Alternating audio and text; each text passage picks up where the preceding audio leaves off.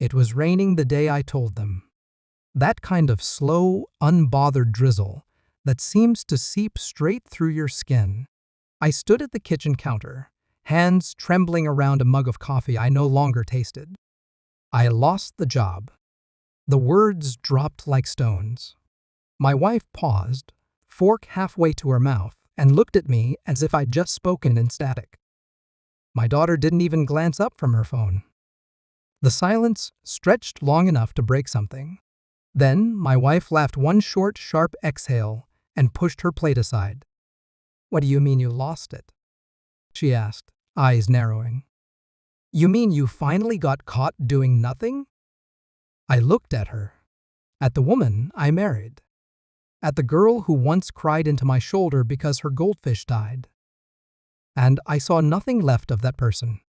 3 hours later, my bags were by the door. The rain hadn't let up. My daughter stood at the top of the stairs, arms folded like a judge. She didn't yell. No tears, no drama. Just that voice cold, teenage surgical. "You're useless to us now, Dad." That word clung to me like mildew. Useless. I looked up at her. Us. She said us, as if my wife's cruelty had inherited itself through blood. I waited for remorse, for a flicker of hesitation, but there was none. Just matching expressions. Same flat eyes. Same pursed lips. They closed the door before I'd even reached the sidewalk. That night, I slept in my car, parked under a flickering streetlight outside an abandoned gas station. It smelled like rust and old coffee. I stared at the ceiling, hearing their voices on loop in my head. Over and over. Useless. Caught doing nothing. Useless. But what they didn't know, what they never thought to ask, was what had happened 3 days before. It started with an NDA and a phone call at 7 p.m. I remember because I had just stepped out of the elevator, holding a folder soaked in corporate rot. I was the last man standing in a dying company. But the real founder had left behind a patent no one knew existed. Except me.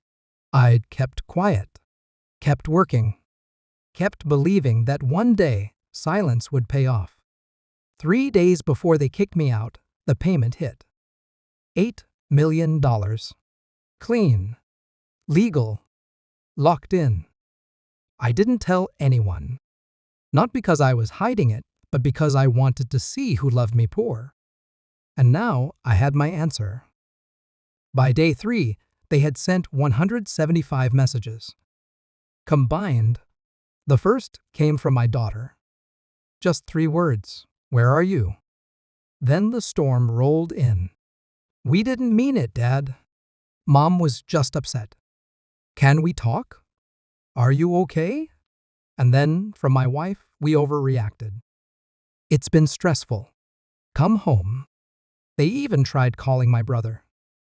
Tried showing up at my old office. But I wasn't there. I was somewhere warm, sipping black coffee on a private deck, overlooking a coastline they'd never asked me about. I read every message. Every lie dipped in sugar. Every plea wrapped in panic. And I waited. On the 5th day, I replied, "I'm not lost. I'm free." I agreed to meet them. One dinner. Neutral ground. They came dressed like they were auditioning for forgiveness.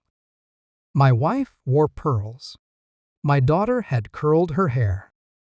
The waitress led me to the table, and they both stood up too fast, eyes wide like they still didn't believe I existed. We ordered, talked small. My wife tried to cry.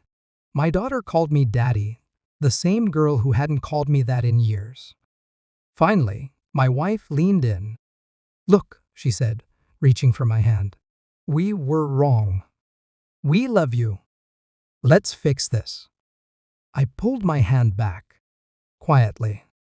Then I dropped the truth like a match. 3 days after you threw me out, I received $8 million. Their faces cracked. First shock. then realization, then pure, undiluted hunger. My daughter blinked first. Wait, what? You're rich? No, I said. I'm just not yours anymore. I stood up, tossed a few bills on the table. Their eyes were desperate now. Wild. You can't just leave, my wife hissed. I leaned close enough for her to feel the words. You already did. I left them there still sitting, still blinking, still trapped in the cage they'd built for me. Only now, the bars were glass, and they could see everything they threw away. Some betrayals come loud-shouted across rooms and courtrooms. But the worst ones? They're soft, casual, said over coffee in your own kitchen by people who've already moved on in their heads. But here's the thing they never understand. It's not the money that made me walk away. It was the silence. The look. That moment, they saw me not as a man or a father or a partner, but as weight, as drag, as useless. So now, I don't seek revenge. I don't answer the calls. I don't entertain guilt. I just live. Alone. Free. Whole. And I leave them with the one thing they never saw coming: regret.